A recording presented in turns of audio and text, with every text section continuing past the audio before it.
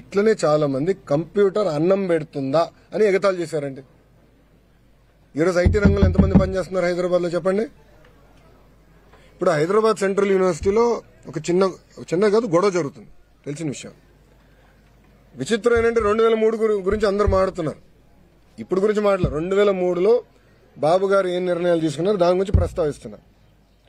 హైదరాబాద్ లో మీరు చూస్తే ఒక ఐఎస్బీ కానివ్వండి, ఐటీ కానివ్వండి, మీరు మన జినోమ్ వ్యాలీ కానివ్వండి, శంషాబాద్ ఎయిర్పోర్ట్ కానివ్వండి, ఔటర్ రింగ్ రోడ్ కానివ్వండి, ఇవన్నీ ఎవరండి రూపకర్త?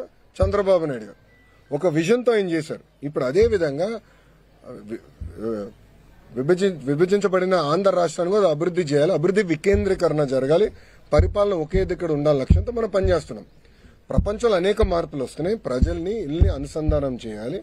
అసలు నిరుపేదరికంలో ఉన్న ఇల్లు ఎంతమంది ఉన్నారు, వాళ్ళందరినీ నిరుపేదరికం నుంచి బయటకు ఎట్ట తీసుకురావాలి, దానికి అందరూ భాగస్వామ్యం అవ్వాలి.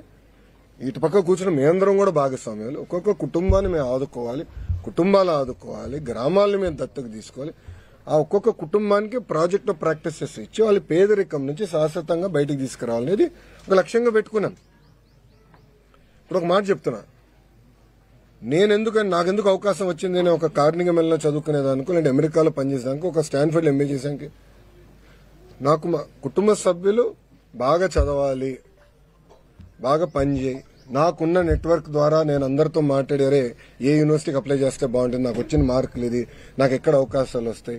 చాలా మంది మెంటర్స్ ఉన్నారు. ఇప్పుడు నారాయణ గారు నాకు టీచర్ ఇంటర్లో, నారాయణ సార్.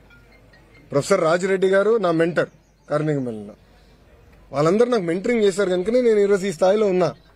అలా చంద్రబాబు నాయుడు గారు ఏంటి P4 విధానంలో మెంటరింగ్ చేయమని కోరుతున్నారు. దానికి ఆయన ఎందుకు కంగారు పడుతున్నారు? ఆయన కూడా మెంటర్ చేయమనండి. అరే సొంత చెల్లికి తల్లికి మెంటర్ చేయలేనోడు ఊకే మాకెందుకు లెక్చర్లు వీక్తాడు?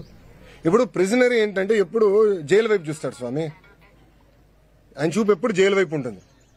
ఆయన చేసిన తప్పులకి జైలు వైపు చూస్తాడు. అందుకే ఈరోజు చూస్తే ఆయన తిరగలేకపోతున్నాడు ధైర్యంగా. అది ఈరోజు ఉన్న పరిస్థితి ఆంధ్ర రాష్ట్రం.